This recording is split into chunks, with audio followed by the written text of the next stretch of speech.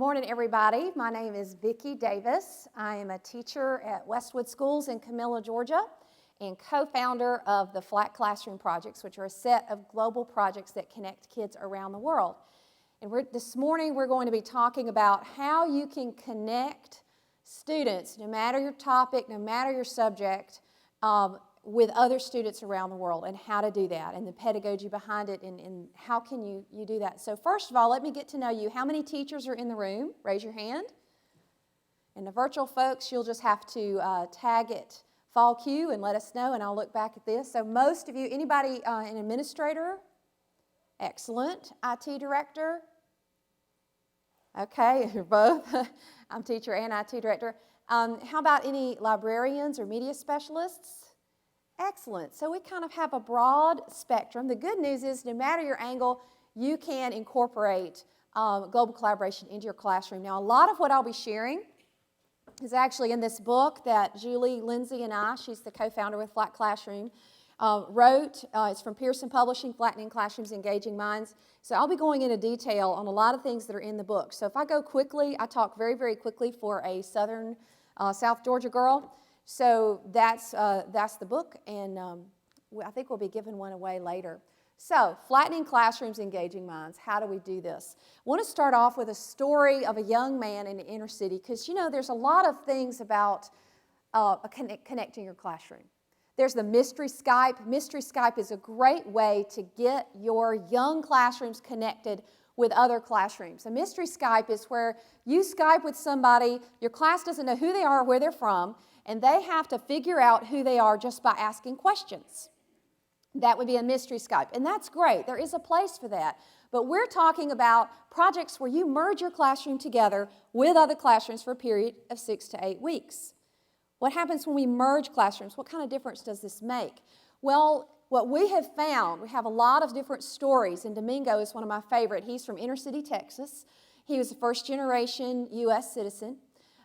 He did not have a lot going for him. His family was in poverty. He was struggling, and his teacher decided to join him in with the Flat Classroom projects, and he started connecting on a global basis, and he ended up winning a video award for his video that he created, and learned all about technology and how it works and that sort of thing. Well, what happened is he broke out of his mold of his local school, the mold people had put him into. So when he went and he applied for an elite internship in Houston, where he was from, he won the internship. The reason he won the internship is they said that he could explain the technology trends in the world better than anybody else that applied, but not only could he explain them, he had lived them, and he would bring a lot to that local business. Now he is on scholarship at a Tier 1 university, and it was because his teacher took him out of the classroom and gave him experiences linking up with other schools. We have stories of autistic kids. We have stories of kids with disabilities. One child won an award. This child was in a wheelchair, but when you're competing and you're doing things online, you don't see wheelchairs.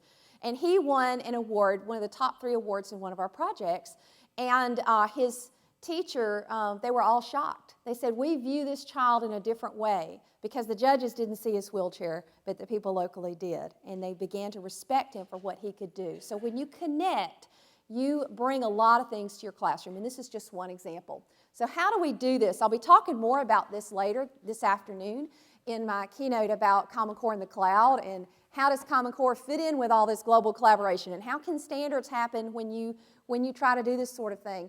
But if you look at the education requirements for employment in the United States, only 38% of the jobs in 2018 will you be able to get with a high school degree or lower. Okay, only 10% with having dropped out of school. So we have got to engage students. We have got to get them to want to come to school so that we can engage them. And collaborating on a global basis does improve engagement. It does help students engage. Here's my student, Casey. She just got a scholarship at the University of Florida in their honors program, and part of the reason was she had led an international team of students on a project. She was a project manager. So this is just one example of that. So let's look at the different types of global collaboration. Mystery Skype that I just talked about, that's global collaboration 1.0. It's intermittent connection. It tends to be slow. We were doing a lot of this in the 1980s. How many of you have been teaching since the 80s? Okay, we were doing a lot of this in the 80s, and I was not teaching. I was in high school in the 80s, but still, the point is we were connecting some. It was intermittent. It was slow. We were kind of just talking to each other, getting to know each other, that sort of thing. This is what we call global collaboration 1.0. There's still a place for this. The Mystery Skype is a perfect example of global collaboration 1.0. ePals, if you're just exchanging information, would be 1.0. If you actually start creating something together, you move up. Global collaboration 2.0 is when you are connecting classroom to classroom, but you're still not having students really co-create. You're exchanging information. You're saying, we're going to tell you how we live, and you tell us about how you live. So you're just exchanging information, and that's 2.0. It's better, but we've got to get past that. We've got to get to global collaboration 3.0, where you're actually co-creating together. And it can be done. I know it's kind of scary to think about, well, I can't coordinate with a person down the hall. How am I going to coordinate with somebody around the world? A lot of us are doing it. It's not super new anymore. There are many organizations, not just Flat Classroom, and I don't want you to think this is a sales pitch for Flat Classroom because I'm a full-time teacher and most of our projects are run by full-time teachers. There are a lot of great organizations out there that are doing global collaboration now. How many of you have already collaborated on a global basis already? Okay, anybody want to tell me what you used or what platform, or if you created it yourself? Yeah, I collaborated with a class in Australia via the iPads. Awesome. Doing some story kit, so forth, and sort of projects. Excellent. So did you just connect through Twitter, or did you find them? And I saw they were from Australia, and I approached the teacher. Awesome. So you made a connection. This is how it's kind of happening now, is through Twitter and through Nings and through, what Ning was it? Oh, excellent. And somebody else raised their hand? Who raised their hand? Yes.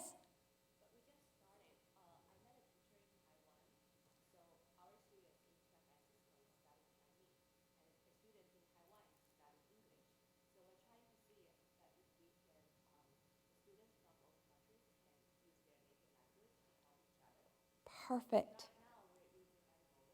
Yes.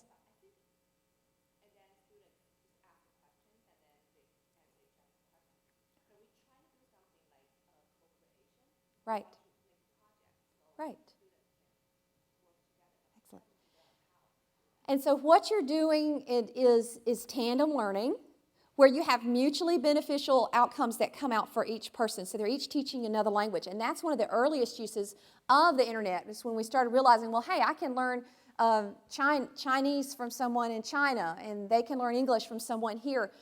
So that is an excellent example. Now, co-creation, you can do that. But there's also tandem learning experiences. You have older kids sometimes that are going on a wiki with younger kids, and the older kids are proofreading the grammar and giving feedback to the younger kids to try to help them improve their language. And so all kinds of tandem learning experiences can happen.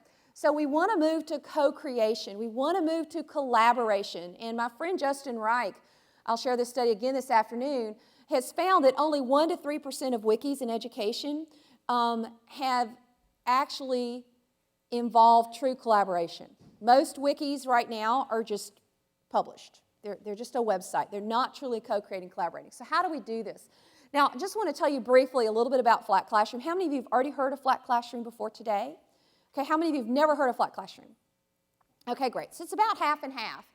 On Flat Classroom, Julie Lindsay went on my blog, Cool Cat Teacher, and said, Vicki, we're studying Thomas Friedman's book, The World is Flat, and wouldn't it be cool if my students in Bangladesh linked up with your students in Camilla, Georgia, and we actually experienced the trends? So we started a project in 2005 to actually merge our classrooms together. It's just 23 students. And we merged our classrooms together and wrote a wiki together on the flatteners in Thomas Friedman's book, The World is Flat. And then after we did the wiki and we co-created, we actually created a video. Every student had to create their own video, and then they outsourced part of their video to another partner in another part of the world. Okay, so their partner in Bangladesh had to create part of their video. We invented a way to transmit it across the world, which used to be pretty tough back then. So this is for our older students, but And it's won a lot of different awards, which is exciting. It's at the beginning of the book, if you do get the book, and tell you more about the story, which is pretty cool. We now have a conference. We have lots of different projects. We have projects from kindergarten all the way up through high school, and we also have pre-service teachers that participate in a lot of the projects. These are our Twitter handles for all of our projects. If you go to the Twitter handle, you can find out about it. So kindergarten through second, that's one of our most popular projects, and it just happened last year. Flat Class Kids. Flat Classroom is our main tag, so you can find out more about the different projects we have. But they all hinge around co-creation. The kindergarten and second grade, their approach is a view outside my window. They take pictures of what they see outside their window. They ask questions. They use VoiceThread. They're making voice threads together. They ask questions to each other and post back answers to each other about the view outside their window. Our older project, A Week in the Life, they actually go through different aspects of their life, their culture, their food, all different aspects. They can learn from each other because students are the greatest textbook ever written for each other. They learn it more deeply when they learn it from other students than from a book.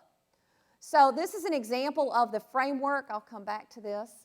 But the thing that's fascinating is that we have one purpose, but we have these symbiotic learning relationships. So you have your students. We don't allow students to be in a team, particularly with our older projects, with somebody from their own classroom. They literally are required, and that helps us with wiki wars as well, because we're using wikis. A wiki war is when you have two people try to edit a wiki at the same time. And because a wiki tracks every single change that happens, it won't let you do that. So one person ends up writing over another. And it's a problem. But if you have kids in classrooms with other students in other places, in other time zones, typically the wiki wars don't happen. So the students are merged together. We have judges. We have pre-service teachers giving feedback. We have researchers involved. The wonderful thing about researchers being involved in online projects is that the effect of being studied by a researcher, anybody ever had a researcher in your classroom? Observe. What happens when the researcher sits in the classroom? They do. And are they really the kids that you teach every day? Probably not, right? But when you have researchers involved, they can see the true experience that's happening. And expert advisors, and we have keynote speakers who deliver their speeches to YouTube. And these are massive projects, not for everybody, but right now we have 3,000 kids between all the different projects collaborating. So let's go through the steps. Let's say, how can I take my classroom from where I am today to connecting globally? And you need to, there's a saying we have in South Georgia, how do you eat a watermelon? Does anybody know how you eat a watermelon? You eat it one bite at a time. Same thing as how do you eat an elephant? You eat it one bite at a time. You don't get there overnight. I didn't get here overnight. It takes time. You don't jump from your classroom to 600 or 700 kids in it doesn't happen. But you need to start where you are. You can't do everything, but you can do something. You can start where you are today, and you can connect your classroom. So let's take you through how we're going to do that. And the first step is to connect. How many of you are already on Twitter? Okay, and do we have any Twitter phobes in here? People who are afraid of Twitter and they just don't want to get on it. I'm so proud of you that you admit that. That's true. You don't have to be on Twitter to be a connected educator, but you should be on something. You should be connecting somewhere so that you can find these other opportunities, because increasingly we as teachers are connectors. When I connected with a nanotechnology expert in California who wrote the book, Nanotechnology for Dummies, I know that sounds like a funny book, but when I connected with him and my students were studying nanotechnology and they're talking to an expert on nanotechnology, through that connection, through the web, I'm able to bring these very vibrant experiences to my students. So the first thing you want to do is you want to connect yourself. So the way we do this is we participate in what we call pull technologies. A push technology is when you go to a search engine like Google. You type it in, and what do you do with the button? You push it. Okay. So if I'm going to a search engine, I type it in, and I have to push. I have to push the button, and I have to make that search. Pull technologies pull things to you. They create serendipitous learning experiences. They pull things to you without you really even having to do anything. For example, my husband's here, Kip, and I'm so glad he came with me. Kip, you can wave at everybody. I don't know if he wants to get up. He is in the automotive industry in manufacturing. He's an engineer, and he has some resources that pull to him every day through his email that give him up-to-date information on the automotive business. It pulls it to him. He does not have to go out and search for that in Google. It pulls it to him. I have, anybody have certain hashtags they follow on Twitter? I do. Flat class is one of my main hashtags just because it has to do with global collaboration. But there's Common Core. If you're social studies, there's SS Chat, social studies. You should write that down. Even if you're not on Twitter and you're in social studies, SS Chat's a good one. You got Eng Chat, ENG Chat, which is English chat and all about languages. You got Math Chat, Elementary Chat, ELEM Chat. There's all these different chats. And when you subscribe to those or you set that up, it pulls information to you. My Twitter stream pulls information to you. My RSS Reader pulls information to me. I set up on Google Reader, and then I use an app called Mr. Reader, Mr. R-E-A-D-E-R, which is an incredible RSS reader, and I sit there with my iPad in the evenings, and that's how I blog and how I keep up with information. So you want to set up a learning pathway for yourself. How am I going to pull information to me? And then also, how do I help my students build a learning pathway? If you're in elementary, how many of you are in elementary? Okay, a lot of you. How many of you are in middle school? And how many high school? Okay, so we have a lot of elementary, a lot of middle, and a few high school, and I'm middle high. So when you have a project and you're trying to help your students begin to research, if you just teach them to go to a search engine and push a button, you're just teaching them push, and they need to know how to do that. They need to know search engine math, so they need to understand the plus and the minus sign and the quote sign. There's a great video if you have, anybody have Brain Pop at their school? Okay, there's a great video on search engine math on Brain Pop that I love to use, even with my older kids, about how to do that. And that's important. But with the younger kids, you could use something like Portal, P-O-R-T-A-P-O-R-T-A-L, Portal. Or you could use, we used iGoogle, but that's going away in 2013. NetVibes. You can build a portal that will pull information to them, that will be searching things like Google News and blog search and all these types of things, because today, you want to help students build a learning pathway. It's not just about the textbook. If you stand at the front at your podium and you have your textbook right beside you and you tell your students this is all there is, you're doing them a disservice because it's not all there is. There's a lot more out there. So the learning pathway includes learning resources, which would be your textbook. Of course, you're still involved. You've got common users of learning resources. One thing that makes no sense to me is when you have 10 classes studying the same topic, why are we not merging across schools and merging across districts and merging things? How many of you heard Jonathan Bergman talk about the flipped classroom? And he's incredible. And he and I had a long conversation about at Harvard University. He and I were speaking at the Berkman Center, and that's where I first met him, and he's such an amazing person. We were having a conversation about the flipped classroom and how flipped and flat really go together. Flat means you can collaborate with anybody, anywhere, anytime. Anybody know a history teacher that is so good they can just captivate those kids, and those kids will just sit there and just go, oh. Anybody know a history teacher like that? A few of you. I wish more of you raised your hand. Or a math teacher or a science teacher. Anybody know a captivating teacher? Raise your hand if you know a captivating teacher. Excellent. So a lot of you raised your hand. When you have a captivating teacher, why are we not filming that teacher and uploading it to a network like a Ning or Edmodo or some network where we're flipping, and let all the kids, why should we all have to be captivating? There's some things I'm captivating about, and there's some things I'm not. I'm not going to be captivating about everything, but we need to be flipping and flattening. We need to take those captivating teachers, and we need to disseminate them throughout. Let the kids see that. We shouldn't all have to be creating all these videos. I mean, we've got enough jobs to do as it is. So, common users of learning resources, subject matter experts, networks of learning. If you don't do Twitter, you can join Ning. A lot of people collaborate on Facebook and talk about technology and teaching and that sort of thing. Learning communities and all learners engaged in this field of study. So your learning pathway is your pathway of learning about a topic. I did an article a while back, if you want to know more about this, for Edutopia called Building Your PLN, a Digital Locker for School Kids. Just Google Edutopia, Vicki Davis, and PLN, and you'll find it.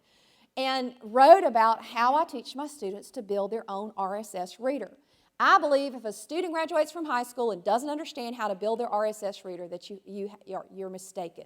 That's a big mistake. They should understand how to do that. The problem is a lot of us teachers don't understand. So I'm going to go through a couple pool technologies. First of all is the RSS Reader. We use this also in our projects for something we call the class monitoring portal. All of our student projects are online, they're public, and we do not pre-moderate.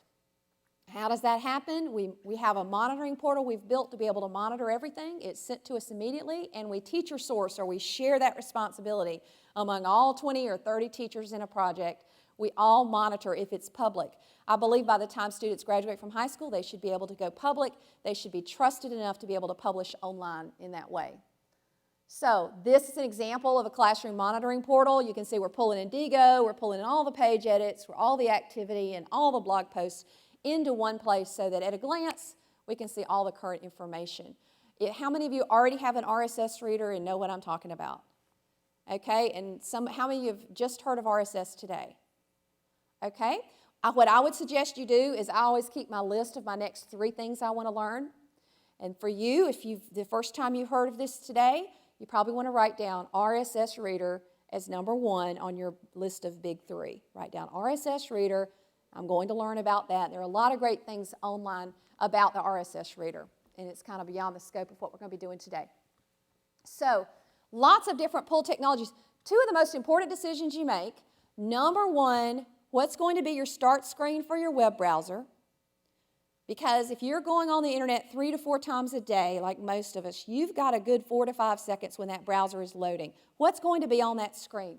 Second thing is what's going to be on your screen on your phone or your iPad. What's on your start screen that will prod you to do what you need to be doing and do what's important? Intentionally design those things. So you've got your RSS Reader, handheld devices, social bookmarking, joining online conversations, networking organizations like Q, and location-based apps. I wish we had more time to go into location-based because there's some very exciting things going on. My students and I have been playing with a new app called Aurasma, A-U-R-A-S-M-A, that allows you to link the virtual videos and virtual world with the real world in very exciting ways. For those of you who kind of consider yourself geeky, you want to look at the TED Talk that has to do with Aurasma, A-U-R-A-S-M-A, and learn more about it. But location-based has a lot of potential. It's going to change how we do field trips. So you'll literally be able to point your smartphone at a painting and hear an expert talking about that painting. It's going to change so many things about what we do. It's very exciting. But we need to harness the power of pull technologies so that we can have serendipitous learning experiences. So teacherpreneurship, what is that? We can have standards, but we still have to customize our classrooms to the unique local circumstances. And I was thinking about how do I share this with you and explain how you can have standards but then also need to customize the classroom. And it came to me yesterday. Kip and I were taking a tour of like the Muir Woods and lots of different beautiful things. And they were talking about the microclimates you have around here. Everybody knows what I'm talking about, microclimates, right? How you can just go on one side of the mountain and it's 10 degrees hotter than the other side of the mountain. Okay, that's the exact same thing we have in our classroom. We have standards we all have to deal with, but our classrooms are microclimates. We have to customize to our individual classrooms, and that's what a teacherpreneur is. Hold us accountable, but give us the authority to customize our classrooms. This is the problem with scripting.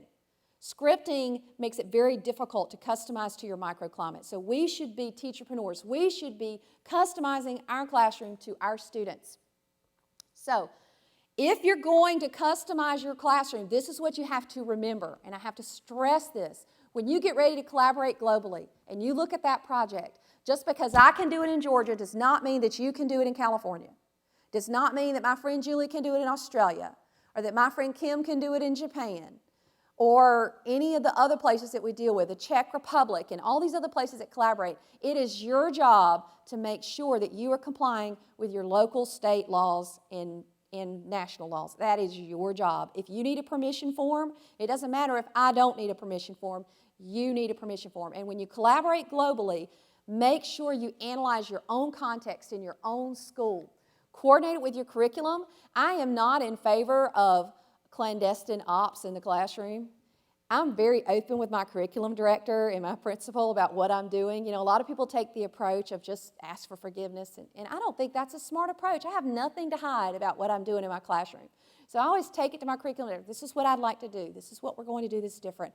To my principal. So be open and be upfront about what you want to do and the risks or the issues if you think you'll have any. So here are some examples, though. How do you take a big, massive project and put it in your classroom? This is how you do it. Every project should have a simple few, 3 or less, core outcomes of that project that everybody agrees to. Now, this is one of the problems when you start connecting with people globally, on Twitter and all these other places, is that you get so excited about connecting that the project kind of morphs and it goes this direction and that, and there's no clear, defined agreement on what you're going to be doing. So as you create your project of tandem learning of languages that you were talking about with Taiwan, you want to make very clear outcomes. We are going to do this on Flat Classroom, a wiki that we will co-create, and a video, and you will outsource part of your video to one of your partners in another classroom. Only 2 things. We have all this optional stuff that we've added. We have blogging, we have keynote speakers that deliver a keynote to YouTube. We have bookmarking, we have all these other things that we do too, but you can join our project as long as you agree to do the wiki and the video. Now, we've had some folks who said, well, Vicki, we just want to do the video. We don't want to do the wiki. And our answer is, well, this project is not for you because we believe to do a good video, you have got to do research. It would be very hypocritical to talk about what a great flat world this is and how we can collaborate together, and you won't do it. So if you don't want to collaborate, then you don't need to be making a video as part of Flat Classroom because that's part of what that project teaches is global collaboration and how to connect. So we've got our DigiTeam project, and we've now got DigiTween because we had kids under 13, and we have all that whole separate set of rules. That's new. We've got 300 on each of those projects. And that we do a wiki, and then you have to do an offline action project at your school teaching some audience in your school about digital citizenship. So the kids experience it because one of the problems we have with talking about digital citizenship, how many of you know kids that are not on Facebook? A lot of your kids are not on Facebook. They're not on Twitter. And what happens is that there is actually what's called a hidden curriculum. There's a report from the MacArthur Foundation that you can look up that's called, The Challenges of Participatory Media. And in there, Jenkins talks about the challenge of the hidden curriculum. The hidden curriculum is that some students at home are able to access social networks, and they are learning what I tell my students, I call it an NQ, networking quotient, an intelligence related to networking and building a network. The kids who do not have access to Facebook or Twitter for whatever reason, whether their parents won't let them or they don't have the technology at home, do not have access to that hidden curriculum. So when we do not allow educational networks in our schools, we are exacerbating the problem. The haves still have, and the have-nots don't have. And we should be building educational networks on places like Edmodo's and Ning's and Classroom Collaborate, all these places that are out there that you can build. How many of you already have a network for your classroom online? Good, because you have to remember, schools are about bricks and clicks. Bricks and clicks. That's what we have in school now. We have both. And we've got to have the clicks that go along with the bricks. So schools have got to be building networks for their students to be able to interact online so they can build this networking quotient, these networking skills. Got a lot more of these in the book, but here's 2 examples that are not Flat Classroom. One's the Lucky Ladybug project run by Susan Silverman. Jennifer Wagner, who's from here in California, anybody done Jennifer's projects? I think she's Genuine Tech. Anybody done any of her projects? She has great projects. They count Oreo cookies and they do all kinds of different things, math projects. There's the My Hero project. The My Hero project is a fantastic project and it's very flexible. All you have to do is talk about a hero. You can create a video, you can write, you can include this in your writing curriculum. You can do a comment, you can blog, you can do it anyway, but you have to talk about a hero. And then you're talking with other kids about heroes. That's all that project requires. So there are a lot of projects you can go out there and find. In fact, that's where you should start. If you're just now connecting, go to ePals, go to iEarn, go to Taking IT Global. You can come to our projects too, those younger projects, just about anybody can join. Some of the older projects, you might want to get a little bit better at making videos and such. So these are the 5 phases of flattening your classroom. Some people skip, but these are the way you can look at it. Level 1 is intra-connection. You can't do everything, but you can do something. You control your own classroom, and you can build something to connect within your own classroom. So that's intra-connection within your own class. How many of you have a prep for more than one class, like it's the same prep? So like I have 2 computer fundamentals classes, so I have 1 prep for those 2 classes. Anybody have 1 prep for multiple classes? Just a few?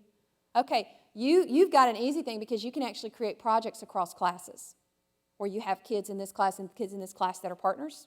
So you can do that. You can connect. You should be connecting within your school and district. It's funny, though. A lot of people say they jump right from 1 to 3 because there's no way to connect at a district level. And those of you who are administrators and IT directors, you got to get your act together and put together the cliques because they do need places to connect there.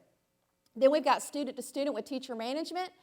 Most of our projects are there, but our DigiTeen, our Flat Classroom, and our NetGen, we actually have student managers managing the projects. We kind of believe that once we get these projects going and they become more mature and we kind of really understand how to do that, we should be able to train students and let them run and manage the projects, which is where we are now. That's where you want to get to doing that. Now, this is a somewhat overwhelming looking chart, but let's just take it a little piece at a time, and I go into more detail in the book. When you plan your connections, so when I plan my whole year for my 9th graders, I use this chart. I print out a blank copy, and I plan my year. Now, we already went into our learning pathway. Okay, whatever subject we're studying, how are we going to build our learning pathway? And I plan out what are the NINGs and what are the places and who are the experts that I'm going to connect to during that year. Okay?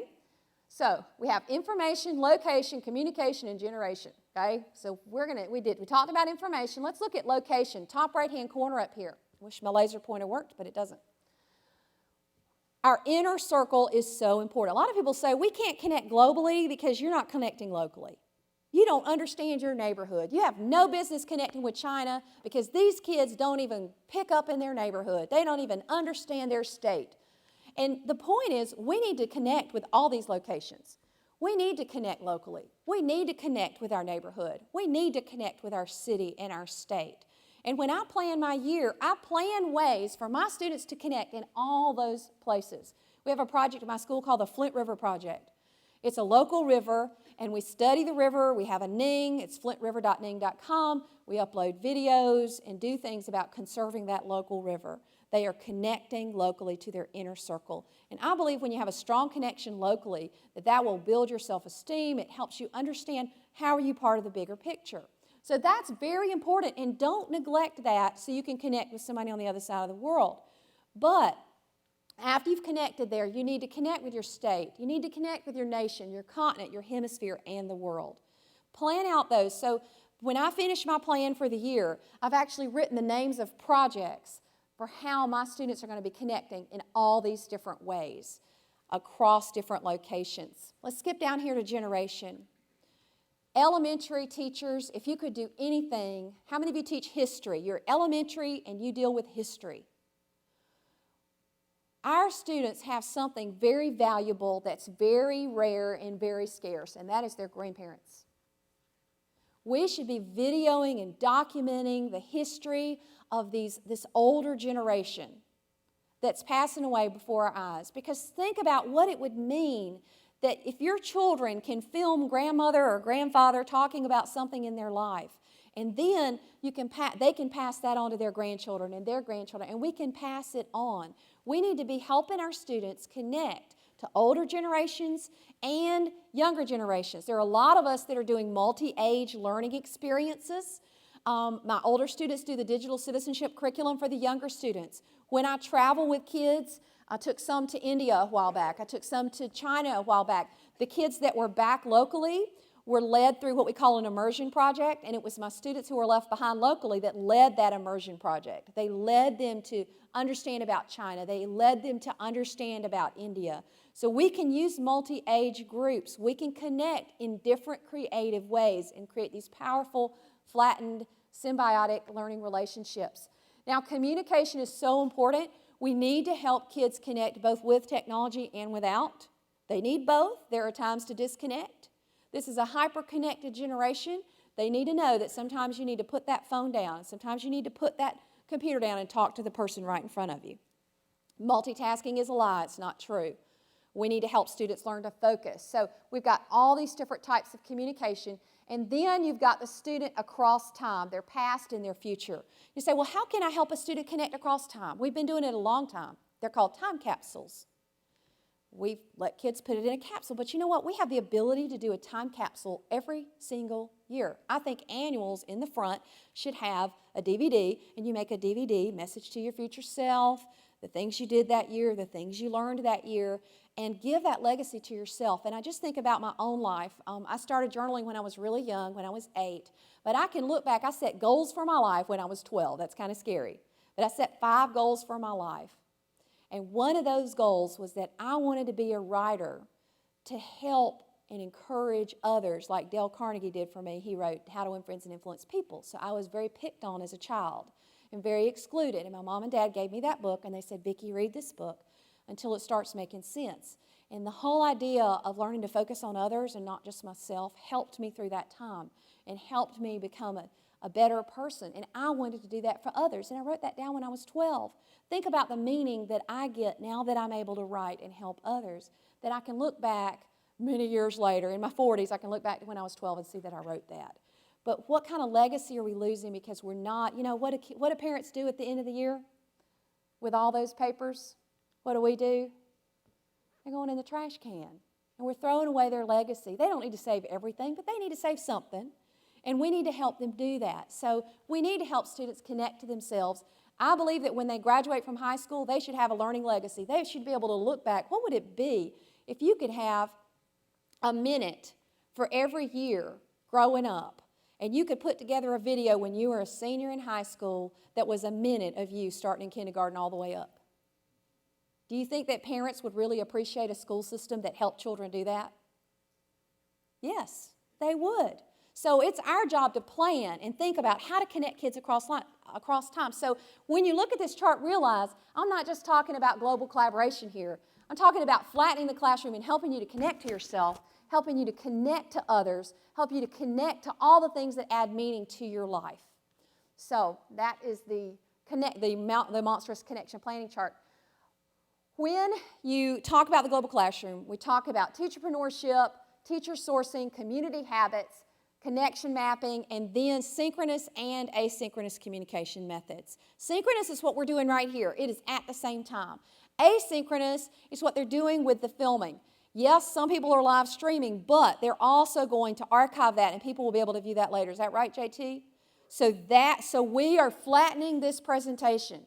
Visionary organizations flatten. Think about the kids that aren't at school today that are going to miss that assembly. Think about the kids that are going to miss that in that particular classroom, these experiences that they miss. Think about the kids that are at home because they're sick for 3 or 4 weeks. So flipping and flattening go together. We need to pull in synchronous and asynchronous communication methods. So when you look back at the flat classroom framework I referred to earlier, when you plan your own project, you should spell all this out. The name of your project, every project that you create should have a website. Every project that you want to join should have a website too, because you want to be upfront about what this project's going to do. Where is the location? Our project is in the world. Communication, we have techno-personal skills we're dealing with, as well as asynchronous and synchronous. Our generation, contemporaries, but we are interacting with older and younger generations. Because we have the expert advisors and that sort of thing. And then what kind of information are they building? And then what is our learning legacy? So connecting to ourselves is a learning legacy. And what are we going to leave behind when we're done with that project so that we know that we did something? If you do something and you don't, that's why we have trophies. We have a trophy because we want to remember. So give your class ways to have academic trophies that they remember. I did this, I did that, to give that meaning. And you can see this is the Racism Project. This is a global project we have running right now that's a debate over VoiceThread. And it's a competition. Kids all over the world are debating. And we have judges. And it's Eva Brown out of Canada is running this for us. It's fantastic. But a lot of schools have had to cut out debate. They don't have money to put kids on the bus to take them. Anybody remember debate team? Anybody used to be on debate team? How many schools still have debate? 1. Good for you. So glad. It's so important that you have debate and include that. But this is a way that kids can be included in debate without having to travel. So the types of communication skills we have here, without technology, we have intrapersonal. Intrapersonal communications is the ability to relate to yourself. It's that self-talk. Psychologists study this and they found that what you say to yourself has a direct impact on who you are and who you become. So if you look in the mirror every day, like I did, it's very hard to break out of the things people told you when you're young. When I'm having a bad day and I'm tired, I look at myself, I say, oh, there's Icky Vicki. She's fat and nobody likes her. Okay, where'd that come from? It came from the bullying and the issues that I had as a child. That's what I see. But I've had to learn how to handle that self-talk and say, you know what? I can't do everything. I can do something. I'm okay with who I am. I'm helping people. I'm encouraging others. This is who I want to be. I have my goals. I review those every week. Am I becoming who I want to be? I'm not going to be defined by my past. I'm going to define my future by who I want to be in this life. So intrapersonal is very important. We need to have it without technology and with technology. I use Evernote like crazy. I put so many things in Evernote. There's another app called Inso Writer that's a real simplified writer I use on my iPad. But I write notes to myself. I write thoughts to myself. Interpersonal is we have face-to-face, but then we also have interpersonal using technology. If you look at the bottom, this is with technology. Anything with technology is what we call technopersonal skills. Okay, this is interpersonal skills or personal skills where you have technology involved as the communication channel. And it's a different type of communication. When you have them in the hall and Johnny elbows Susie, we know how to deal with that problem. But when Johnny leaves an ugly comment on Susie's page, we don't know how to deal with that problem. Which would you rather have happen? A face-to-face problem or an online problem? How many would prefer face-to-face? How many would prefer online? Do you know why I prefer an online problem? Because you have complete 100% documentation. You can see everything that happened. You have he said, she said in the hall. Online, you don't have that. So you can grab a screenshot, and then you have a picture. You have complete proof. You know everything that happened. And if you teach your kids how to do a screenshot, there's no question. There's no question. So I'd rather have problems online than face-to-face. A lot of people don't think that, but that's true. So, and then we have our interpersonal, not face-to-face. These are things using technopersonal skills here. So what happens when we go online? Well, face-to-face, most of my communication to you is not the words I'm saying. It is my face, my voice, and my body language. That is what you're hearing more than my words, as well as the presentation up here. When you go online, it's the emoticons. When you're looking at Facebook, there's the layout on Facebook. It actually adds context. There's the likes, there's the comments, there's all the other. So are we helping students understand the technopersonal skills of how to communicate online? One of the worst things kids do when they get online, they don't capitalize, they don't punctuate, they don't spell correctly. And that's a real problem when you start collaborating globally, because if you have people who speak English as a second language, it's very, very rude. It is very rude. We don't allow it on our projects. If students start doing it, I have a quick and dirty rule for that. 10 points off the first time I see a lowercase I, 10 points off for the next one. You have 3 mistakes like that, you can't pass with that blog post. But do I let them correct it? Of course. I don't get any benefit giving a bad grade. I don't want to do that. I do let them revise. I do let them improve it. But when I'm done with them, I'm not going to have their college professors saying they don't know how to write. They do know how to write. But what happens is they're only writing on Facebook, and they think it's play, and they think they don't have to punctuate and capitalize. And they're not writing online at school because they don't have clicks at school. They're just face-to-face, and we need to teach students how to professionally write online as professional students.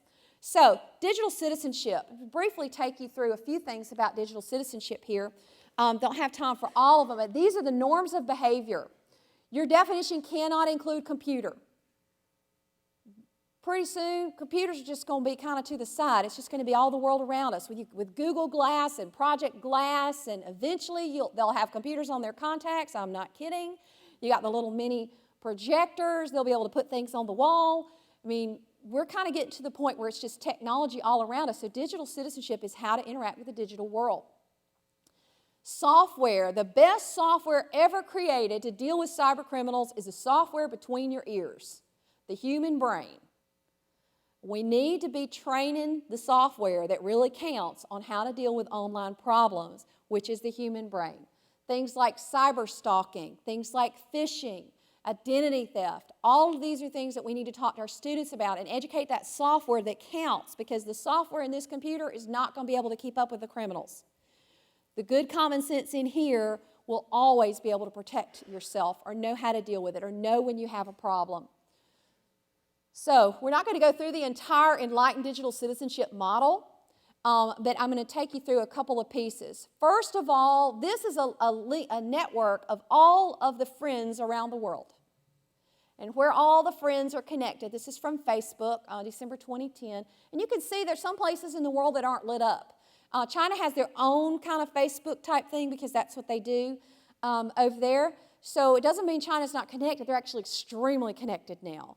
They have a Twitter-like service and a Facebook-like service over there. So technology access is very important. Some people have called technology access the civil rights issue of our modern era. I'm not sure that I would agree with that, but it is very important.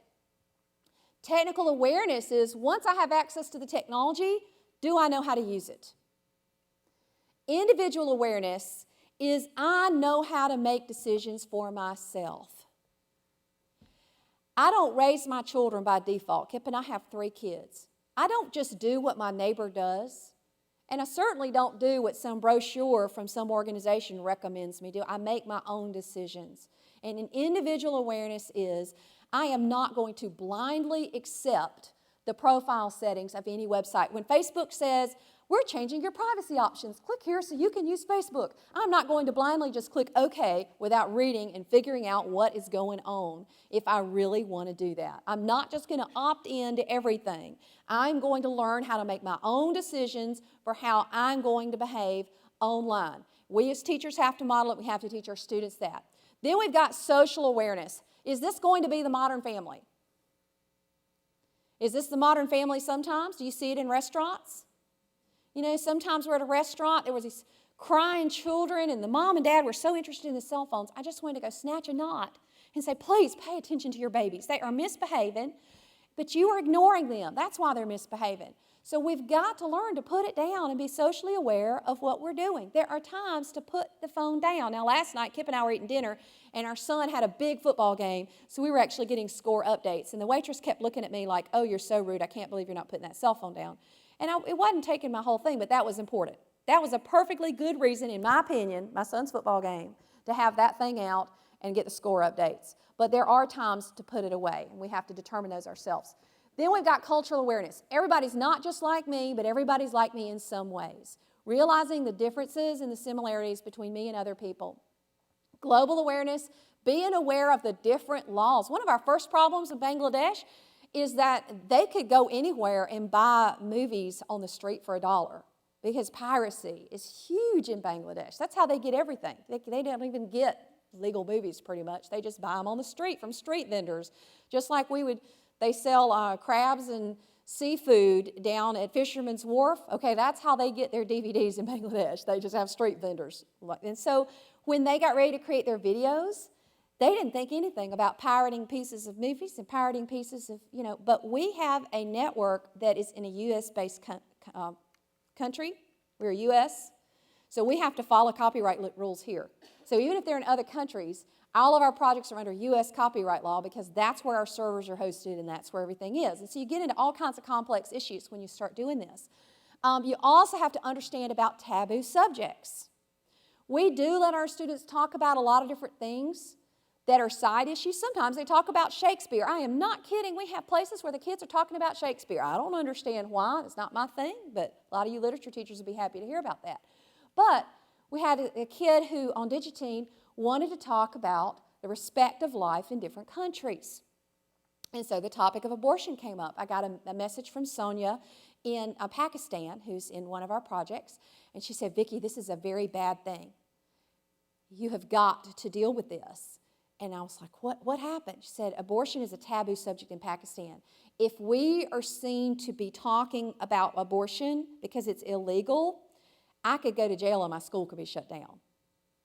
So what we didn't delete it. We went back to the student who started the discussion and we said, you know, our main project for Digiteen is digital citizenship. Is that we need to talk about that in Pakistan it's a taboo subject. It's not, do we really want to keep the conversation going here on the Digiteen? Is this the right place to do it? And the student decided herself to close the discussion and say, and left a message.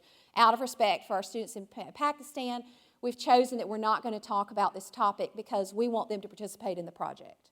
Now that showed a lot of maturity, but see, notice we didn't step in and do it for them. We helped the student make that decision and guided that decision with what we're doing. But you do have to understand there are taboo subjects in the Middle East.